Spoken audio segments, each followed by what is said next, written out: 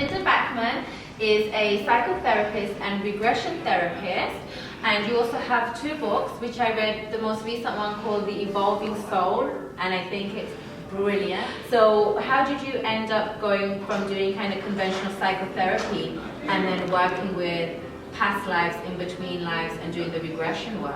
Okay, great. Good question. So, Anjula, I'm a psychologist by training, and about 22 years ago, as I always say, I was sort of minding my own business. I was in private practice. I was seeing clients for all kinds of, emotional issues, relationship issues, what you would imagine a psychologist would work with. And I was in a group practice of psychologists and psychiatrists. The original person that I built the practice with, a colleague who was 14 years younger than I, was diagnosed with a serious type of lung cancer. And after massive surgery and treatment, after 17 months of fighting the disease, he died from the disease. Back then I would have used the word died. I wasn't spiritual. I didn't know if I believed in reincarnation at all. I had no idea. I hadn't studied it enough to even know. And when he passed, 2 spiritual experiences began to happen for me almost immediately. One was I could sense his energy. I could sense his presence. I really had no doubt that he was, from a soul perspective, that he was with me. And he was communicating to me, even about basic sorts of office things he wanted me to be sure to handle. And I thought, why are you bothering with me? Go support your wife. Go support your young daughter. At the same time, I started seeing in my mind, like clairvoyant seeing, past life scenes where somehow I just knew that he was a person in the scene.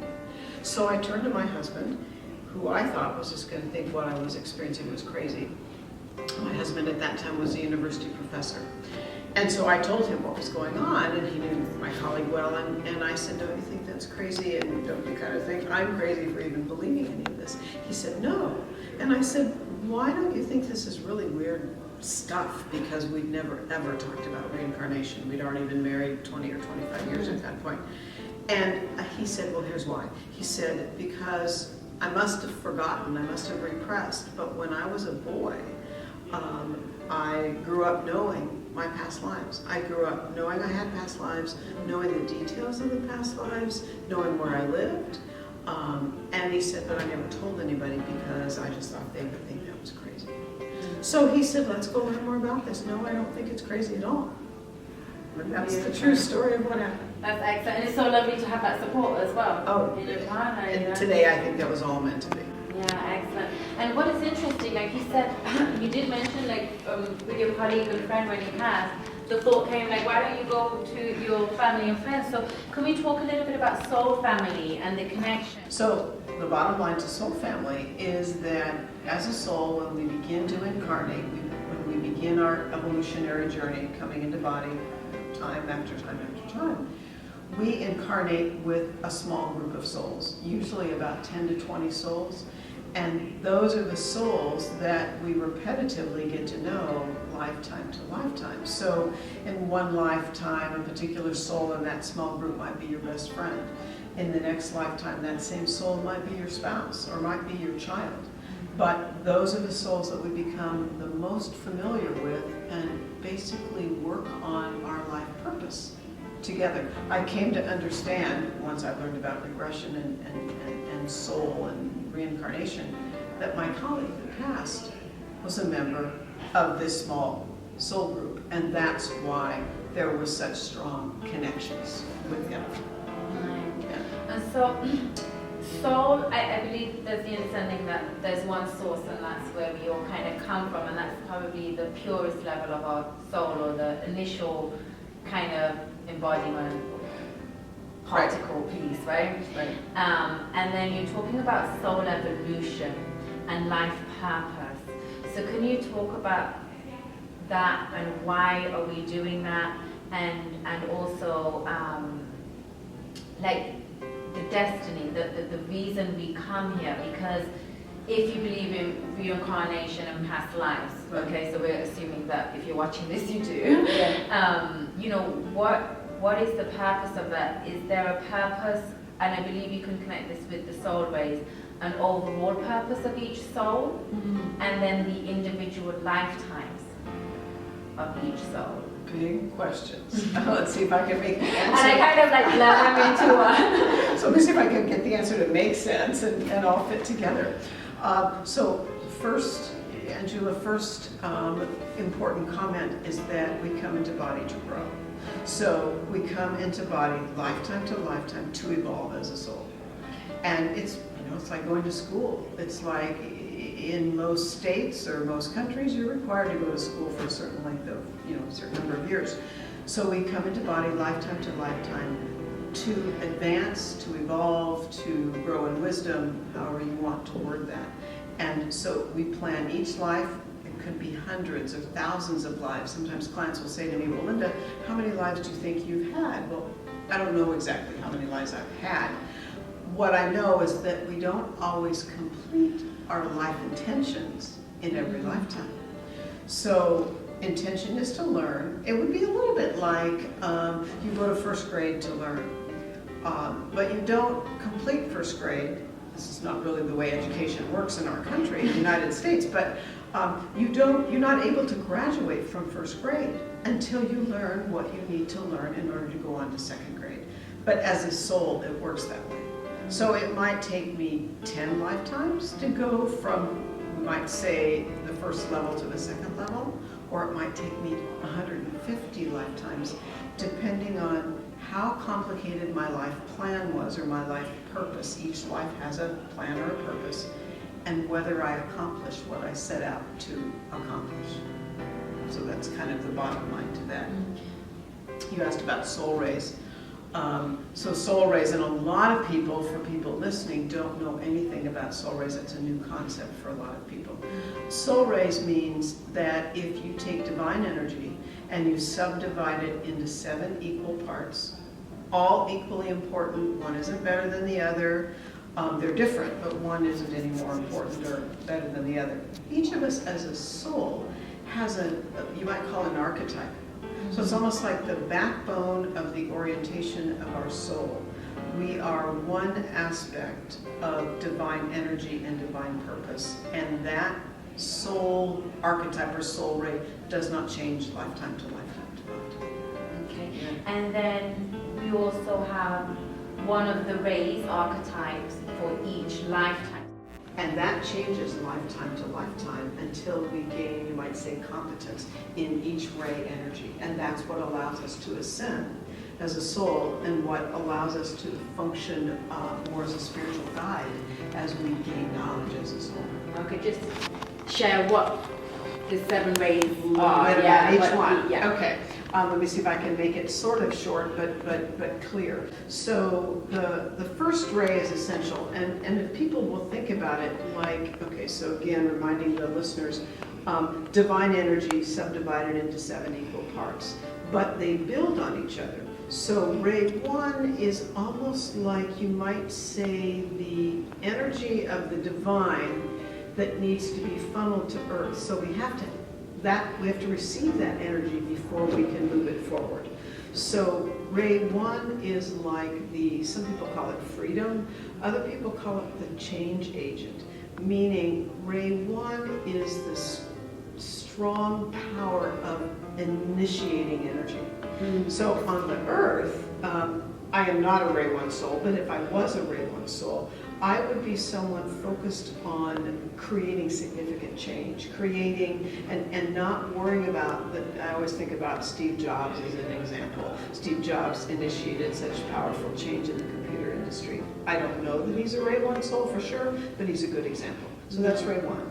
Ray 2 is then creating balance of that energy. It's not just this huge, strong push of unstructured, powerful divine energy. It's then beginning to balance it and honor that it has different parts and different purposes, and almost, you might almost say, to calm it down a little bit so it's not, think about the water pouring out of a fire hydrant.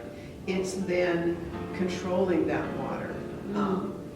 Ray 3 let me back up a step. Some people call Ray 2 the priest, or the philosophical advisor energy, meaning let's package it properly, let's calm it down, let's slow it down so we can use it. Ray 3, some people call the scholar, not because a Ray 3 soul is any smarter than anybody else, but it's the scholar melds knowledge. So the scholar could be some kind of teacher, actually psychologists are often Ray 3. It's someone who brings knowledge forward that can be utilized. So it's usually somebody kind of left brain, kind of intellectual or linear in their focus, which I had to learn how to be right brain when I stepped into spirituality, because I can be very caught up in my left intellectual brain. So it's a person who likes to understand and meld knowledge. Yeah. Okay. Ray 4, a couple of them are easy to explain. Ray 4 is the balancer. If you think about, if you know anything about astrology and you know Libra energy, that's the harmonizer. So Ray 4 brings the energy into balance. It creates parts that meld together.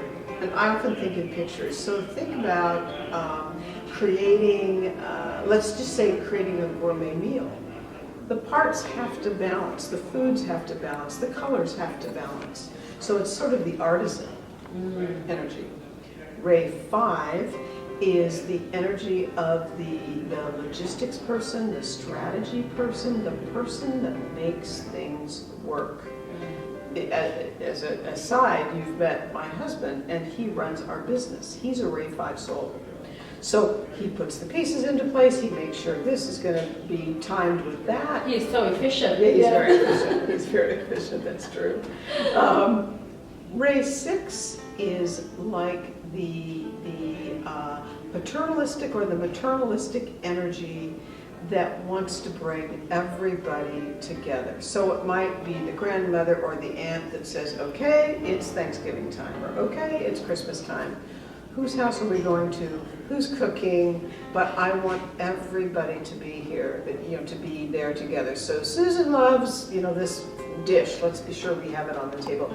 It's really the energy of devotion to group work. Okay? Like caretaking community. Exactly. Yeah. Rather than just a good mom, it's a good elementary school teacher. Something like that. Doesn't have to be female, though. It can be male or female. And then finally 7. 7 is alchemy. 7 is the Merlin energy, the Saint Germain energy, the energy of the mystery and the alchemy to make everything work. Okay. And like in this day and age, would you say like people who are like more in the spiritual healing type of forte, would that be a Ray 7? Like what does a Ray 7 person kind of look like? Oh, interesting. That's a good question. A Ray 7 person tends to be somewhat, if they're spiritual, they tend to be sort of mystical in their orientation. Like, as you can probably tell already, I'm very left brain. So I want to understand knowledge and all of that. I'm not a 7th Ray. The 7th Ray person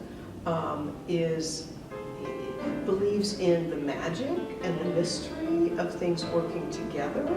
The classic alchemist. We talked about the soul rays and like the archetypal energies, but that is also connected with body types. Is that correct? Like, is there some type of a connection there? There is a connection. How can I answer that? For some of the soul archetypes, there is commonly a type of body structure. So, for instance, Ray 5.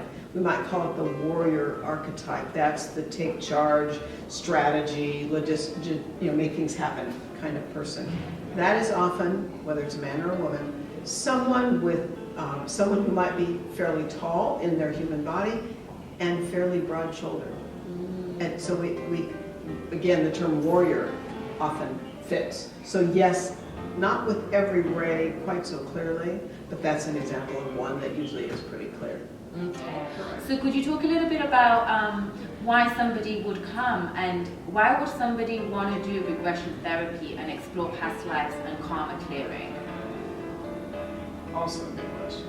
So let me make it just a little bit bigger to start with. So I guide past life regression, and I also guide a longer type of regression that looks at past lives. And then when the past life ends, when the client experiences the past life ending, we then work at the client's soul level.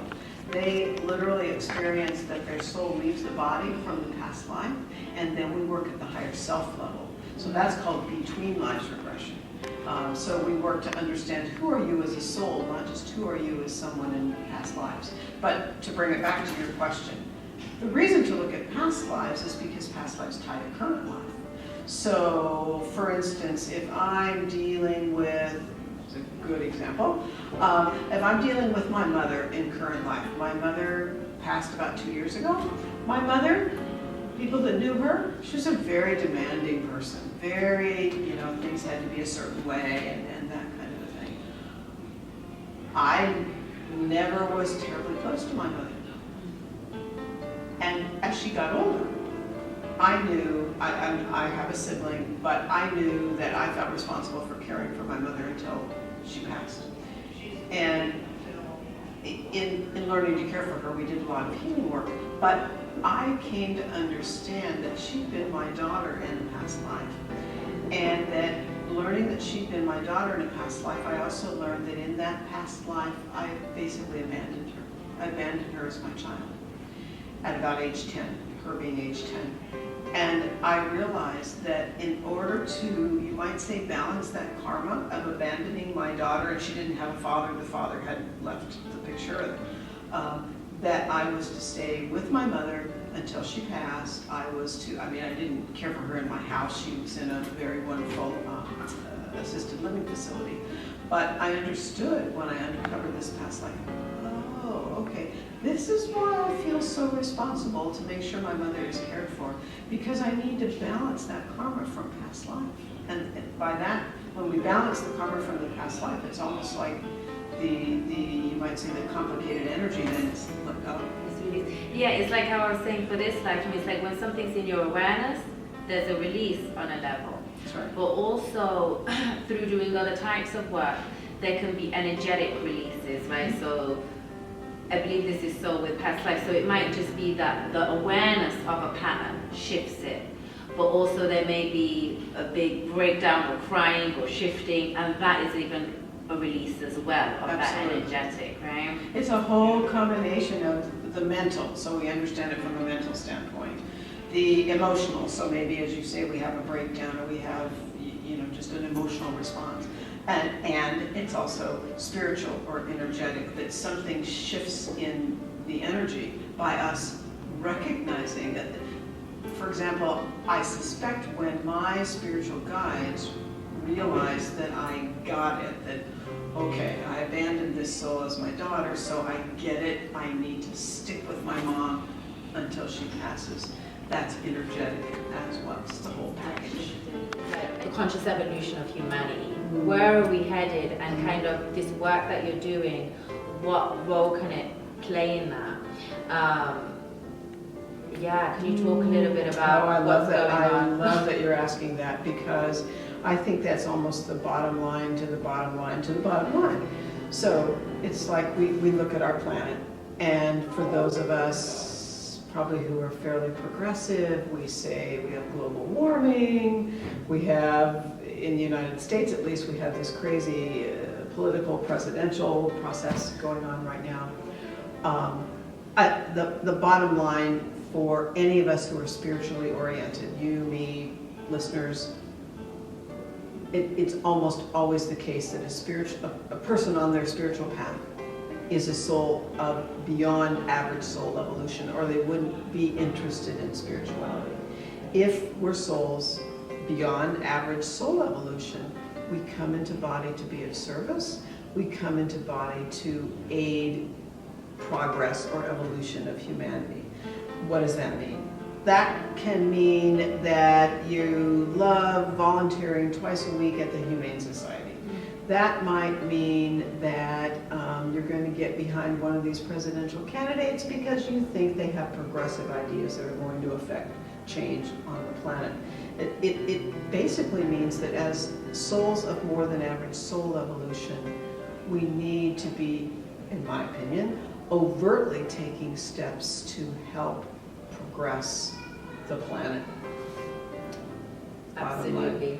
And this kind of brings me to, and I've been in, it's not in a judgmental way because I've been there before myself as well, where it's kind of like, we're all one and God's going to work it out. And it's this perspective that I believe has truth in it. Right. But we're also the hands and feet on the ground level of that happening. Us actually contributing to the change and making a difference in that being part of our purpose with the understanding of oneness still. Because it's like having almost, I look at it like what I'm seeing a visual of is like having one eye closed and knowing our unity, but having one eye open to see what's going on in the world and what should we actively do. Yes, yes. You're saying it very well. So it's like we need to believe in higher consciousness. We need to believe that we are divine beings and we're here with purpose, and that we have spiritual guides that are with us at all times, and that we'll be shown in our life. You know, sort of like you and I were chatting before we started the interview, and we were both talking about, you especially were talking about, well, I thought I was going in this direction, but this didn't work, that didn't work, and then suddenly something else worked. So that's our guide showing us that we're following the same direction. So that's sort of like the eye that's tuned in, that's listening more deeply and accepting that we are truly all one and that we are all divine beings. But the planet won't change with that other eye open, like you said. The planet won't change if we don't look at how can Anjula, how can Linda, how can anybody contribute to change on the planet? So, for example, my husband and I have gotten very involved with an international organization tied to educating and creating justice and healing for sex trafficking all over the world. Because sex trafficking is everywhere. It's happening. You know, people say, oh, well, it only happens at the Super Bowl, or it only happens in the middle of New York City.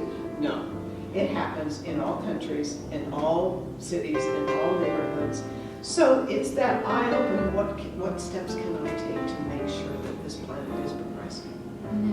Intuition, I like to say, works in about 5 ways.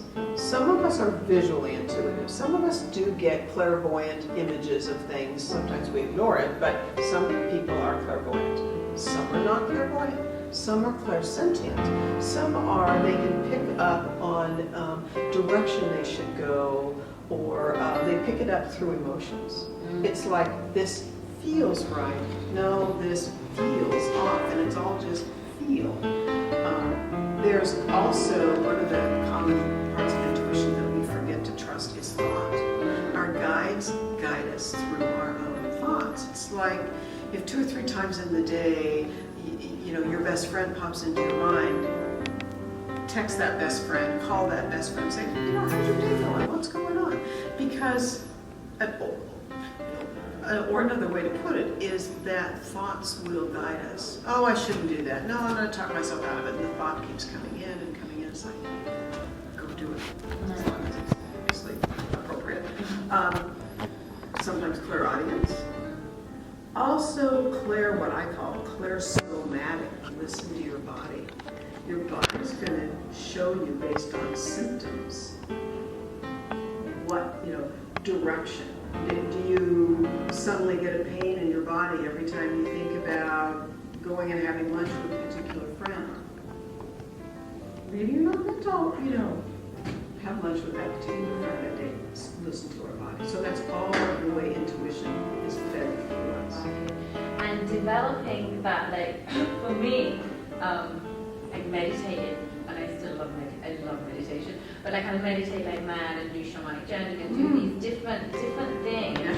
Once I realized what was actually helping me develop more clarity with my own intuition, my own communication. So what would you recommend for people to kind of, if there's people who are watching that are like, yeah, okay, that sounds great, but, you know, I'm just still not intuitive, you know, what could you recommend that they try out in order to develop that? I think that people who are spiritually oriented need a spiritual practice to deepen themselves. Now, spiritual practice, runs from A to Z. So all kinds of things. Spiritual practice could be buy 5 different essential oils. Just buy them based on how they smell. And then pick a time each day and sit down and just trust your intuition. Look at those 5 bottles and say, okay, my hand wants to pick this one up. Open it up, pour some drops into your hands and, rub it in and smell it. And just tune in. See what pops in your mind. Could be staring into the flame of a candle. You mentioned shamanic journey. That really was my opening. I learned how to do shamanic journey years ago, not thinking I was intuitive, and I don't know, maybe I have some native past lives, but I found repetitive sound, drumming, rattling really helped me. And I would sit the same time each day. I had a little place, in my house, and I would do the traditional thing of laying down on the floor. I had a drumming CD, and I would turn on the 15 or the 30-minute segment and let it take me where it took me. So it doesn't matter. Your flavor of spiritual practice might be different than mine, but it's having a regular spiritual practice. It could be cooking. It could be walking. People so often think it means sitting Eastern-style meditation. Well, just one time. That's great, but why do you say it's just one time?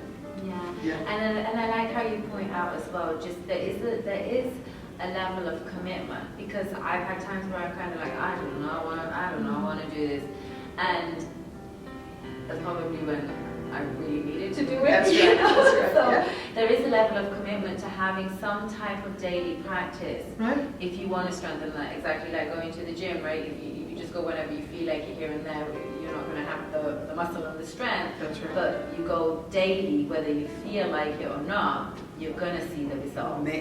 It's all about self-discipline. Yeah. It's like if we want to be spiritual people, we have to be self-disciplined and trust that we need to tune in intuitively in order to be guided. It's like it's like how we see life. So there's the lens of the past life, there's the lens of the current life, and then the lens of having choice and decision. Because this is another really important thing, because working with karma, dharma, past life doesn't make us knowing our power is very important, and our choices and how the forward movement, right? Okay. So I think it was something like that that I read. Okay. So I think this is how I would put it, and this is exactly like intuition. I'm letting some of this just kind of come into my mind, whether it's my mind or my guides, I don't know. I think the lens of the present is incredibly important. So I would suggest to people that they look at the lens of what's going on in their current life. What's working, what's not working, what are they passionate about, what are they wishing would change, and to trust that current life, you might say, what's on your stage, what you're looking at is all purposeful. If something isn't working, consider that maybe it's meant to be cast aside. If there's something you're really drawn toward, move forward, trust it, try it. The past always informs the present. Sometimes clients will come in to see me and they'll say, oh, Linda, I don't need to look at the past. The past is the past. And why do I really need to look at past lives? And I'll say, because you have past lives that are either creating stuckness right now, or, as I said earlier, you have accomplishments in past lives, but in life today, you're not accepting them. So the past informs the present. It's not like we're going to go live in the past. And then I think we have to always keep moving forward and moving toward the future. What needs to change in our own life? What needs to change on the planet? So that it's almost like, rather than it really being 3 different lenses, it's all one lens. But the only way we can work with what we know from the past and what we want to happen in the future is being present and working in the present. Excellent. Thank you so much. My Is pleasure. there anything Thank else? you. I have so much stuff that I wish I could keep you for hours and speak to you. Is there anything else that you'd just like to really share that you think maybe that I didn't cover, that we didn't cover, that's an important piece that would be helpful for our audience? Good question. What comes to my mind is to just comment about life purpose just a little bit more. Sometimes people will say, well, what's my life purpose? Mm-hmm. And I do guide regression for clients to work with their guides and work at their higher self level to understand for what reason did they come into body? What is their, we might say, what are their life purposes? Because it's usually not just one. But in our everyday life, if we think about what are we really passionate about? What do we really love to do? Is it just being the very best mom? To say I have a daughter that I love dearly, and she does other things in her life, but she's truly a very committed mother, and she loves being a mom. That's part of her life purpose. So sometimes people think, oh, it has to be magnanimous. It has to be, writing books or making tons of money. That has nothing to do with it at all. It's what do you love to do? What are you passionate about? Do what you're passionate about. Beautiful. Yeah. Yeah, thank you, and that's very, very important. And it just reminds me, because when I speak to people about past lives, and everybody was the Egyptian goddess. That's right. And I'm like, or Mary Magdalene or something like that. I'm like, well, what about all the other people? They were people too. We could have been one of them, and that's okay. And I just like how you touched on that with the life purpose, because whether it's past lives, whether it's currently who we are or where we're headed, right. It's really about going inwards and knowing that we're on our path, more so than what our ideas from society have been kind of conditioned with. Exactly. That, oh, this is worthy of something. What I should be doing. Yeah, and this is what's worthwhile, and that's not as worthwhile, because life is worthwhile when we do it with the right heart and sense. I always remember a quick statement. I always remember a particular client that I worked with, and when we worked at the higher self level and she wanted to know her life purpose, her guide said to her, you are an excellent friend. You are simply a committed friend. That is a key aspect of your life purpose. And I thought, how beautiful is that? That's very beautiful. Yeah. Thank you so much. Thank you. Really, My really pleasure. appreciate having you here. Thank Hopefully you. we'll get to talk more in the future. Now, I do know you do offer your services via phone and in person, Skype and so on. And you also do train people in doing regression work and past lives and between lives. So could you just let our audience know where they can find more information? Sure. Yeah. That's easy. So for the audience, my website is Raven, like the bird, Raven Heart in your chest, Center, CENTER, the English, not the English spelling, but the US spelling, ravenheartcenter.com. There people can find my books, my trainings, where I'm going to be around the country, guiding regressions and speaking. Excellent, and I highly recommend her book, The Evolving Soul. It's just, I really found it very powerful. So once again, thank you very much. Thank you. And thank you for watching. This has been Expanding Consciousness with your host, myself, Anjula.